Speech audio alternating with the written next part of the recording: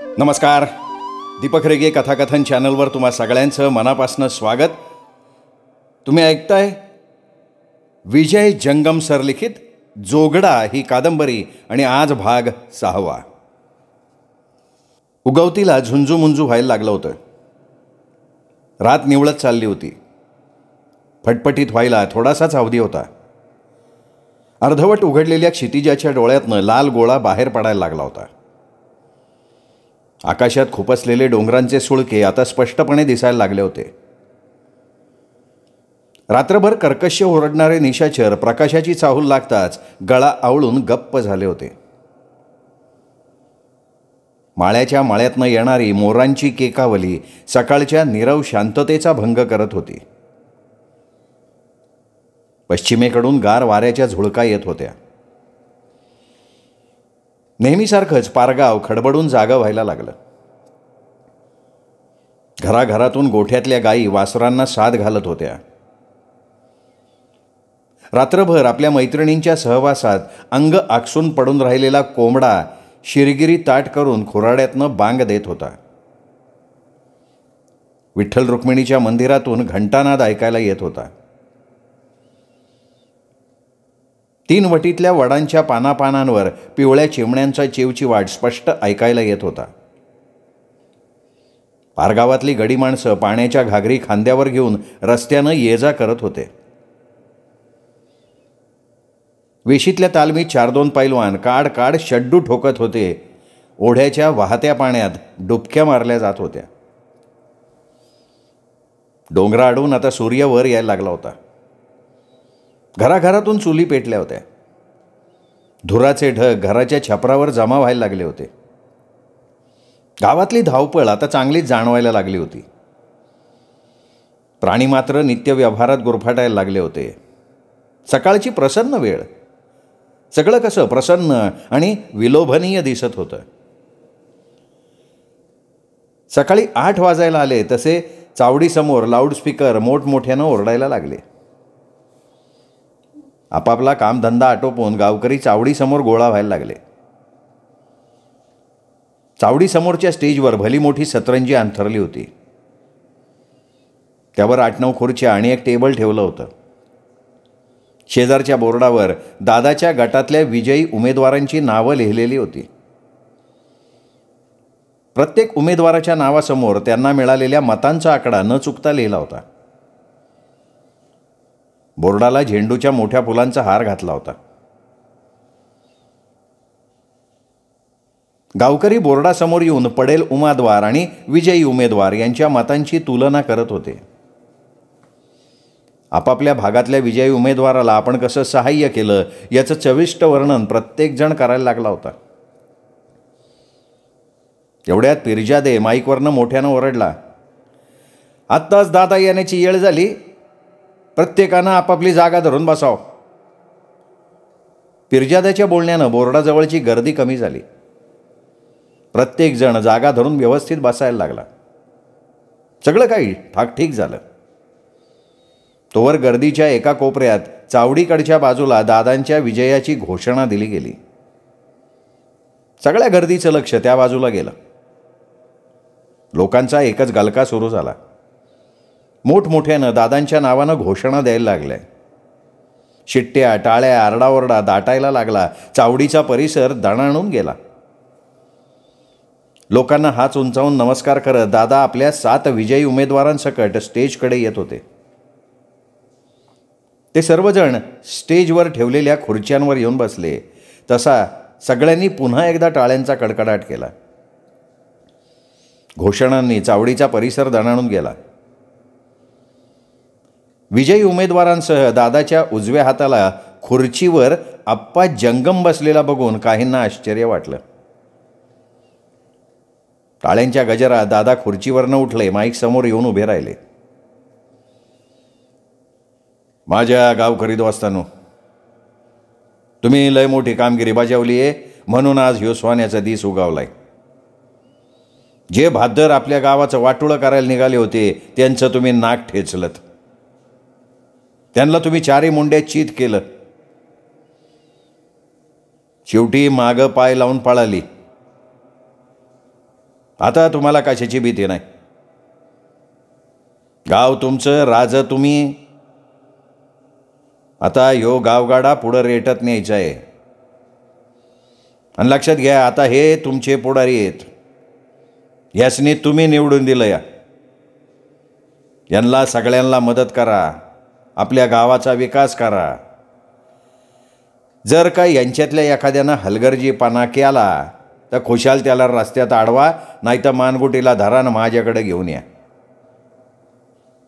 पण दोस्तांनो, असं काय बी होणार नाही, कारण ही आपली माणसं लय गुणाची आहेत, खरं बोलणारी आहेत, खरं वागणारी आहेत. तेव्हा तुम्ही काय बी काळजी करू नका. तुम्ही सगळ्यांनी आपल्या शिटा निवडून दिल्या, त्याच्याबद्दल तुमचे आभार मानतो. ग्रामपंचायतीच्या निवडणुकीत दणदणीत विजय मिळाल्यानंतर दादांनी चावडीसमोर केलेलं भाषण लोकांची मनं जिंकून गेलं. गावातले गोरगरीब सुखावले. दादा आपल्याला 4 सुखाचे दिवस दाखवतील ही खोळी आशा उगाचच त्यांना सुखवायला लागली. टार्गट लोकांना आपला भविष्यकाल उज्ज्वल असल्याची स्वप्न पडायला लागली. गावात जी काही न्यायप्रिय सत्प्रवृत्तीची माणसं होती ती मात्र मनातनं दुखावली गेली होती. दादांचं बोलणं आणि वागणं यातली विसंगती त्यांनी अनेक वेळा अनुभवली होती. आता सत्ता हातात आल्यानंतर त्यांच्या वागण्यात फरक पडेल यावर त्यांचा मुळीच विश्वास बसत नव्हता. आणि त्याची प्रचिती थोड्याच दिवसात गावकऱ्यांना आली. निवडून आलेल्या उमेदवारातनं दादांनी म्हादू अण्णाची सरपंच म्हणून एकमताने निवड केली. सर्व उमेदवारात म्हादू अण्णा जरा वयस्कर आणि बोलका होता. शिवाय काची गल्लीतनं सगळ्यात जास्त मतं मिळवून निवडून आलेला तो एकमेव उमेदवार होता. निवडणुकीत दणकेबाज विजय मिळाला म्हणून दादांनी आपल्या सर्व साथीदारांना जंगी मेजवानी देण्याचा बेत आखला. त्यांनी म्हादू अण्णाला वाड्यावर बोलवून घेतलं. या सरपंच या. आम्ही म्हणलं तुम्ही येतोय का आम्हालाच यायला लागते तुमच्याकडं.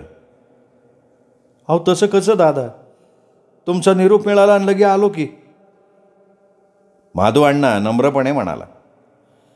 मग काय झालं ना तुमच्या मनासारखं? एकदा सरपंचाच्या खुर्चीवर बसला केल्या का? अरे तुम्ही बसवलंय दादा, नाही तर आमची काय लायकी आहे वय त्या जागेवर बसायची. म्हादू अण्णानं दादांचं गोडवे गायलं. नाही तसं म्हणू नको का, आता तर तू सरपंच झालाय. आणि कोण म्हणतंय रे तू सरपंचाला लायक नाही म्हणून? आणि समज लायक नसता तर सरपंच कसा काय झाला असता? स्वतः केलेल्या विनोदावर दादा खो खो हसायला लागले. म्हादू अण्णांनीही आपलं केविलवाणं हास्य त्यांच्या हास्यात मिसळून टाकलं. तेव्हा सरपंच, आता आम्ही काय म्हणतोय ते ऐका. दादांनी विषयाला सुरुवात केली. हे बघा, तुम्हा लोकांना निवडून देण्यासाठी बऱ्याच लोकांनी जीवाचं रान केलंय. त्यांचे उपकार आपल्यावर नको. तेव्हा त्यांच्या उपकाराचं वज तुम्ही सगळ्यांनी खाली उतरून ठेवायला पाहिजे. दादांची कोड्यातली भाषा. म्हणजे काय करायचं म्हणता? एवढं बे कळत नाही वय सरपंच तुम्हाला? आता असा अडाणी राहून नाही चालणार. पुढचा माणूस काय बोलतोय त्याच्यावरनं लगेच ठोकताळा बांधायला शिकलं पाहिजे. राजकारणात पडायचं ना तर मनकावड्या व्हायला लागतं. म्हादू अण्णाला दादाच्या बोलण्याचा नीटसा अर्थ कळला नाही. तो विचारात गुंतलेला दिसल्यावर दादाच म्हणाले, अरे कसला विचार करतोय? अहो त्या लोकांचं तोंडगवाड करा म्हणजे झालं. दादांचा मूळ मुद्दा. असं आहे वय? अहो मग त्यात काय एवढं? तुम्ही सांगाल तसं करू की? नाही, मी सांगल तसं तुम्ही मोप करालो, पण खर्चाचं कसं? त्यात काय, घालू की आपण सगळ्यांनी थोडं थोडं. म्हादू अण्णाचं भोळसट विचार. माधबा, तुला सरपंचकी नाही जापायची. राजीनामा दे आणि मोकळा हो. लेका, आम्ही सगळ्यांनी खर्च करायचा आणि लोक मात्र तुझ्या नावानं जेवणार वय? काय तुझ्या पंचायतीला काय भीक लागली का? दादांचं कारस्थान स्पष्ट झालं. पण दादा, पंचायतीचा पैका असल्या कामाला? तुला सांगितलं ना राजीनामा दे आणि हो मोकळा. निवडणूक पंचायतीची, पायका आमचा, हा कसला उलटा न्याय? उद्या लोक तोंडात शेण घालतीन माझ्या. त्यांना साधं गोडधोडसुद्धा देता येत नाही वय तुम्हाला. शेवटी पंचायतीच्या खर्चानं दादाच्या वाड्यावर मेजवानीचा कार्यक्रम पार पाडला. मेजवानीला दादाचे बगलबच्चे सगळे उपस्थित होते. मेजवानीत गोड, खारं, ओलं, सुकं सगळ्याची चंगळ झाली. पण या मेजवानीची चर्चा मात्र गावभर सुरू झाली. मेजवानीला पंचायतीचा पैसा खर्च झाल्याची बातमी गावभर पसरली. निवडून आलेल्या मंडळींची भावी काळात पावलं कशी पडतील याची चुणूक या मेजवानीनं दाखवून दिली. पंचायतीचा पैसा आणि मेजवानी हा धागा विरोधकांच्या हातात सापडला आणि त्यांनी टीकेची झोड उठवायला सुरुवात केली. लोकांना त्यांच्या चुका विरोधक दाखवून द्यायला लागले. शंकर तात्यांनी सावधगिरीनं प्रतिक्रिया व्यक्त करायला सुरुवात केली. लोकांनी आपल्याला झिडकारलं याची खंत त्यांना मुळीच नव्हती. मात्र लोकांच्या अज्ञानाचा, त्यांच्या भावनांचा गैरफायदा घेऊन पंचायतीत घुसलेली ही टोळधाड त्यांना मुळीच पसंत नव्हती. सत्यानं आणि न्यायानं लढून काहीही उपयोग होणार नव्हता. दादाच्या जेवढ्या म्हणून चुका लोकांना दाखवता येतील तेवढ्या त्यांनी दाखवायच्या ठरवलं. त्या दृष्टीनं त्यांनी आपल्या लोकांना सूचना करायला सुरुवात केली. त्यांना खात्री होती एक ना एक दिवस लोकांना पश्चात्ताप झाल्याखेरीज राहणार नाही. दिवस जायला लागले. दादांच्या दुष्ट कारवाया वाढायलाच लागल्या. अत्याचार वाढायला लागले. लोकांना मूग गिळून गप्प बसण्याखेरीज दुसरा पर्याय नव्हता. त्यांच्या समोर जाऊन त्यांना जाब विचारणारा माणूस नव्हता. शंकर तात्या मनातनं चडफडत होते. त्यांच्याकडे रोज कागाळ्या येत होत्या, पण काय करणार काय बिचारे. त्यांची सत्प्रवृत्ती बंड करून उठायला तयारच नव्हती. दादांच्या भूलथापांना भुलून आपण घोडचूक करून बसलो याची जाणीव लोकांना हळूहळू व्हायला लागली आणि तशातच विजयादशमी येऊन ठेपली. नवरात्रीचे दिवस म्हणजे पारगावकरांच्या जीवनातले आनंदाचे दिवस. या 9 दिवसात गावात एक वेगळंच वारं खेळत असतं. देव उठले की विजयादशमीला पारगावकर दरगोबाची यात्रा भरवत. त्यामुळे या 9 दिवसात वसूल गोळा करणं, तमाशा ठरवणं, कुस्त्यांचा जंगी फड भरवणं ह्या कामाला गावातली पुढारी मंडळी लागलेली असत. हरिजागरा दिवशी ग्रामदैवत भैरवनाथाची पालखी गावातनं निघून मारुतीच्या देवळात येऊन बसत असे. विजयादशमी दिवशी भैरवनाथाची आणि दरगोबाची भेट गुंडीच्या माळावर होत असे. मानकरी दोन्ही पालख्या जोरानं पळवून शिलांगणाचा सोहळा धडाक्यात साजरा करत. देव बसले. दरगोबाची मानाची सासनं गावातनं वाजत गाजत दऱ्यात निघून गेली. पहिले 4 दिवस निघून गेले. 5वा दिवस उजाडला. मारुतीच्या देवळासमोर अचानक लोकांची गर्दी जमली. गर्दीतून सरपंच महादूअण्णा पुढे गेले आणि त्यांनी शामू गुरवाला हाक मारली. पुजारी, काय भानगड काय? आज आरती नाही होत. शामू गुरवानं झटक्यात सांगून टाकलं. अरे काय डोसकी फिरल्यात का काय? देवाची आरती होत नाही म्हणजे काय? गावानं एवढे झटी तुम्हाला बाळगलंय कर? महादू अण्णानं दमदाटी सुरू केली. हे बघा सरपंच, माझी काय बी चूक नाही. मी आत्ता दुपारती हातात घेऊन उभा राहायला तयार आहे. अरे मग अडलंय कशात? यो जंगमाचा वाद मिटवा अगोदर. काय रे बाबानो, काय म्हणणं आहे तुमचं? देवाची आरती करायची का नाही? सरपंच, आत्तापर्यंत वहिवाट काय चालत आली? मी 4 दिवस आरतीला यायचं, बाकीचे 4 दिवस शिवानं बघून घ्यायचं. पण आज मला अयो आरतीला येऊच देत नाही. रुद्रय्या जंगमानं आपली बाजू मांडली. येऊच देणार नाही. मी 3ऱ्या हिश्श्याचा मालक आहे.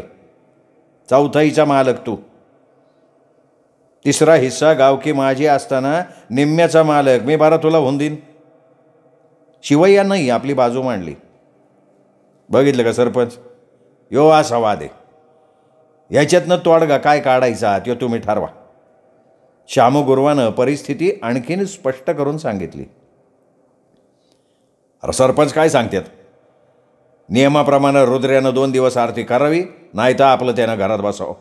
सगळं बघून घ्यायला मी समर्थ आहे. शिवय्यानं पुन्हा जोर धरला.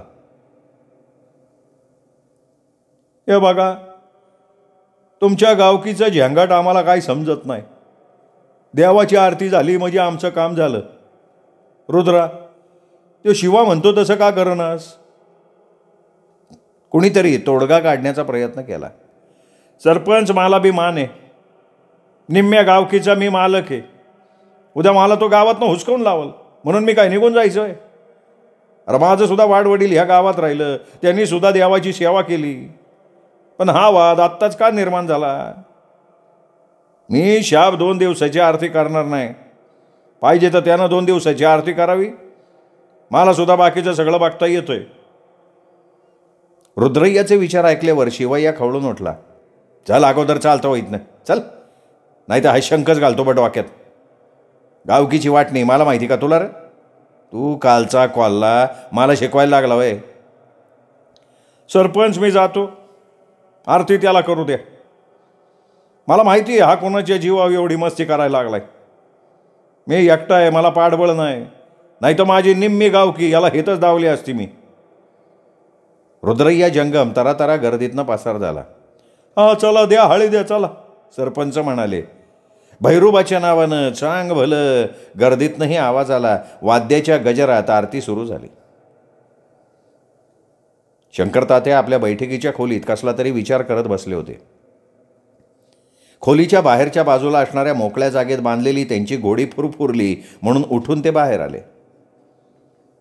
वाड्याच्या दरवाज्यातनं रुद्रय्या जंगम आत येत असलेला त्यांनी बघितला. तसे परत ते आपल्या खोलीत गेले. त्यांच्या पाठोपाठ रुद्रय्याही त्यांच्या खोलीत शिरला. ये ये रुद्रा, ये. शंकर तात्याने रुद्रय्याचं स्वागत केलं. तात्या, देवळातनं आज मला हुसकावून लावला. आजपासून आरती माझ्याकडं असताना तो शिव्या आरती होऊ द्यायला तयार नाही. तो म्हणत 3रा हिस्सा गावकी खाणार, 4थाही गावकी मी करावी. मला सांगा तात्या, हा काय न्याय आहे का? हा, मी काय करू मला सांगा बरं. रुद्रय्यानं एका दामात धडाधडा सांगून टाकलं. तो धोतराच्या सोग्यानं कपाळावरचा घाम पुसत असताना शंकर तात्या म्हणाले, हे बघ रुद्रा, आधी खाली बस. बस खाली बस. मला सगळं काही समजलंय. तो 3रा हिस्सा गावकी खाणार म्हणतो ना, कसा खातोय बघू तरी. आम्ही असताना तुला भ्यायचं काही कारण नाही. त्याला कोणाची फूस आहे मला चांगलं माहिती आहे. उद्यापासून त्याला चावडीच्या अलीकडे फिरकू देत नाही, मग तर झालं. तात्यांनी रुद्रय्याला आधार दिला. तात्या, तुम्ही हे बरेच दिवस झाले म्हणत आलाय, मात्र चावडीच्या अलीकडे यायचा तो कधीच थांबला नाही. रोज भिक्षा मागायचा तसा मागतोच आहे, पिठाला आठवडा चुकवत नाही. रुद्रय्याची पुन्हा तक्रार. हे बघ रुद्रा, गावात वातावरण काय तयार व्हायला लागलं आहे तुला माहिती आहे. अगोदरच निवडणुकीच्या वेळी करू नये ती चूक गाव करून बसलाय. रोज कागाळे ऐकून माझे कान खिटून गेलेत, तशात दसरा येऊन ठेपलाय. दरगोबाच्या कृपेनं एवढा दसरा व्यवस्थित पार पाडला म्हणजे पुढे काय करायचं ते बघू. तात्यांनी समजूत घातली. अहो, त्या दसऱ्याच्या मोक्यातच तो शिव्या आपला डाव साधून घेणार. देव उठवायचं, शेला पागोटीन यायचं.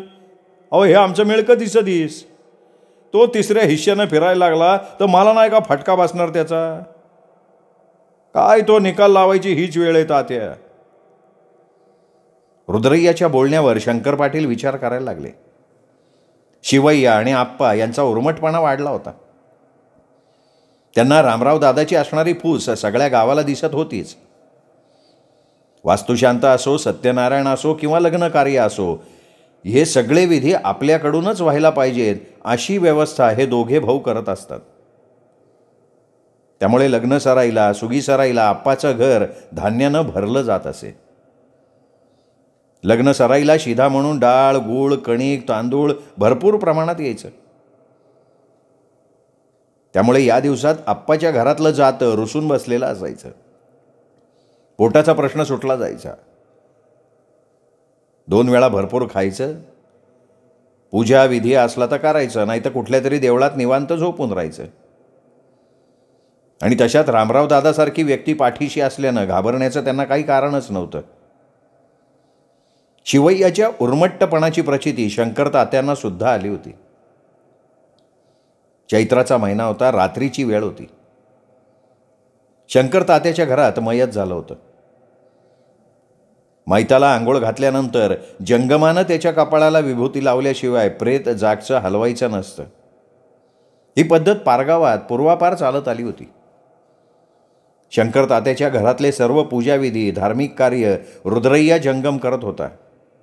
पण तो पुण्याला मोठमोठ्या व्यापाऱ्यांना दावणा घालण्यासाठी गेला होता. शिखर शिंगणापूरची यात्रा झाली की बरेच जंगम लोक दावणा विभूती घेऊन पुणे आळंदीला जात असत. तिथल्या मोठमोठ्या व्यापाऱ्यांना दावणा देऊन शंख वाजवून बरीच माया गोळा करत असत. शिंगणापूरची यात्रा म्हणजे जंगम लोकांची चंगळ. दुनियेतले जंगम तिथे गोळा होतात. तिथे जमलेल्या भक्तांचा पूजाविधी ते करतात. आपण डोंगरावरचे देवाजवळचे स्वामी आहोत, कुणाला अभिषेक करायचे असतील तर ते करून देऊ असं सांगून भक्तांकडनं शिधा, दक्षिणा आणि भोजन घेऊन 3-4 दिवस मिळकत करतात.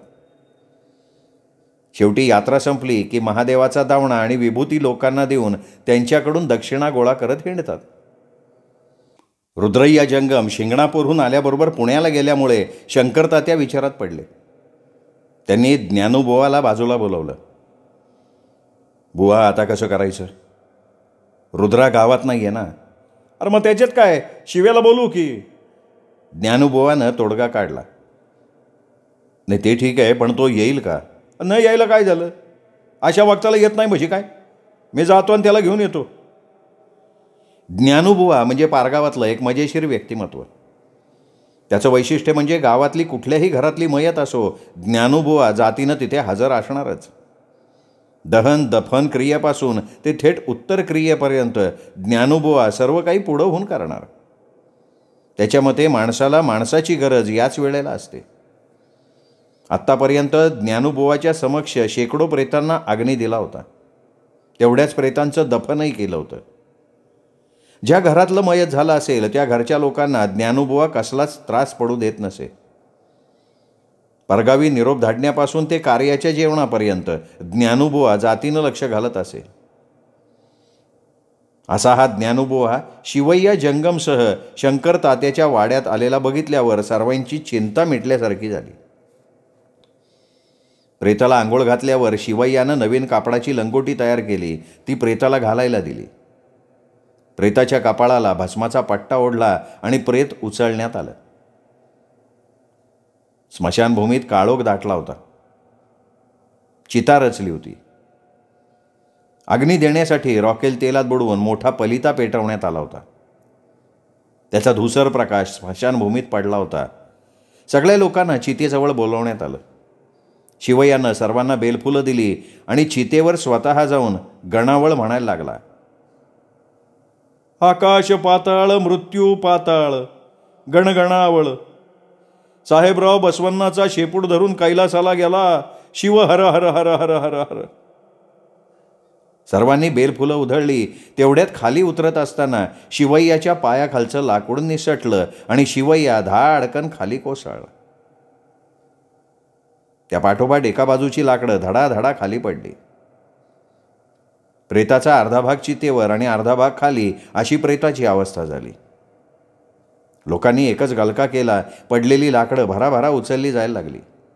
पुन्हा ती सरळ रचली. प्रेताला चितेवर सरळ झोपवलं. शिवय्या गुडघा चोळत बसला होता. त्याच्याजवळ शिरप्या कदम गेला आणि त्यांनी शिवय्याला 2 होलपांड दिलं. या भाडव्याला बोलवू नका सांगत होतो म्या. आता झालं हे बरं झालं का? साला जातीचा पायगुणच लय घाण. झालं एवढं बाद झालं तुझा म्हणतार. चल इथनं चालतो वाघ. शिरप्या कदम शिवय्याला फाड फाड बोलला. मसणवट्यातून शिवय्याला हाकलून लावल्यानंतर 10व्याचा आणि उत्तर क्रियेचा प्रश्न निर्माण झाला होता. या दोन्ही दिवशी तीर्थ करायला, पागोट नेसवायला जंगम हवा असतो. शंकर तात्यानं कारव्याच्या मल्लय्या जंगमला ज्ञानूबुवा करवी निरोप दिला होता. मल्लय्यानं यायचं कबूल केलं होतं. ही बातमी आप्पाला समजली. 10वा दिवस उजाडला. भल्या सकाळी आप्पानं कारव्याचा रस्ता धरला. 2 लवणं पार करून गोरवकीच्या माळावर येऊन तो बसून राहिला. 9 वाजण्याच्या दरम्यान मल्लय्या कारव्याहून डुलत डुलत येत असलेला आप्पानं पाहिला. मल्लय्या जवळ आला तसा आप्पा जाऊन वाटेतच उभा राहिला. कारवेकर आलाय तसं माघारी फिरायचं बघा. आप्पाच्या बोलण्याचा अर्थ मल्लय्याला समजला नाही. अरे आप्पा, असा वाट धरून काय उभा राहिला तू? मी सांगितलं ना परत जा म्हणून. अरे पण का? शंकर तात्याच्या घरात आज दहावा आहे, तो करायला चाललोय मी. मल्लय्यानं स्पष्टपणे सांगितलं. पारगावात मी आहे ना, कारव्यात येऊन मी गावकी केली तर चालेल का तुला? हां, चल अगोदर मागे फिरायचं, चल. आप्पानं मल्लय्याला ठणकावलं. हे बघ आप्पा, तुमचं काय बिनसलंय हे बापडं मला काय माहिती नाही. मला निरोप मिळाला होता म्हणून मी चाललोय. आता तू असं सांगतोय म्हणल्यावर मी कशाला जाऊ बापडा? हे बघ माघारी चाललो मी. आप्पानं मल्लय्याला अर्ध्या वाटेवरनं परत पाठवलं. शंकर तात्याच्या घरात 10व्याची सगळी तयारी झाली होती.